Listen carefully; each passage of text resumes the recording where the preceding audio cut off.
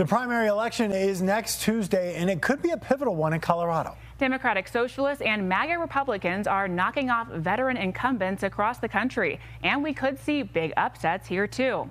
Your political reporter, Sean Boyd, is tracking the key races that could reshape the parties and the state. This is the anti-establishment year. Many voters are tired of the status quo and willing to take a chance on an insurgent.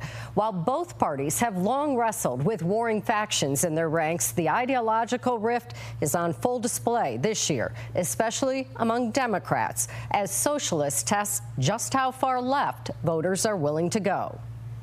Republican Dick Wadhams and Democrat Mike Dino have a century of combined experience in Colorado politics, and they say 2026 will be a defining year for both major parties as they battle ideological wars from within. We'll see if the Working Families Party, the Democratic Socialists, really do get more of a foothold. Progressives' best hope may be Congressional District 1. Incumbent Diana DeGette is fending off challenges from CU Regent Wanda James and attorney Malat Quiros. Quiros, a Democratic Socialist endorsed by Bernie Sanders, is DeGette's most formidable challenge in 30 years. I think there's a lot of younger voters that are looking for generational change and looking for ideological change.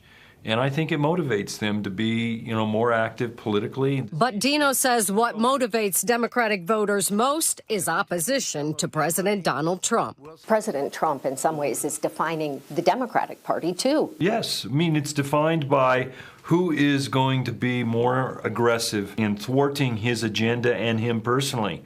And, people are looking for angry candidates that match their anger. On the flip side are MAGA Republicans looking for candidates who most support Trump's agenda. But Wadhams says unaffiliated voters tired of one-party rule could shake up the Republican primary for governor. This is the first election, I think, in 10 years where I think voters really are worried about the future of our state, and they really are rejecting this absolute total Democratic control, and they don't like what they're seeing. The race includes ministers and MAGA loyalists Victor Marks and State Representative Scott Bottoms, and mainstream Republican State Senator Barbara Kirkmeyer.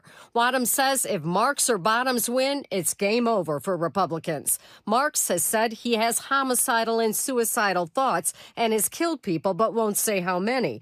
Bottoms claims there's a pedophile ring at the Capitol without evidence. Even though we have this outstanding candidate with Barb Kirkmeyer, those two guys make the Republican Party look stupid. Wadhams and Dino agree Kirkmeyer will likely win the primary, but disagree about her chances in the general election. Barb will come out of this primary, if she wins, like a slingshot, because she's been the underdog. People wrote her off a long time ago to Marks.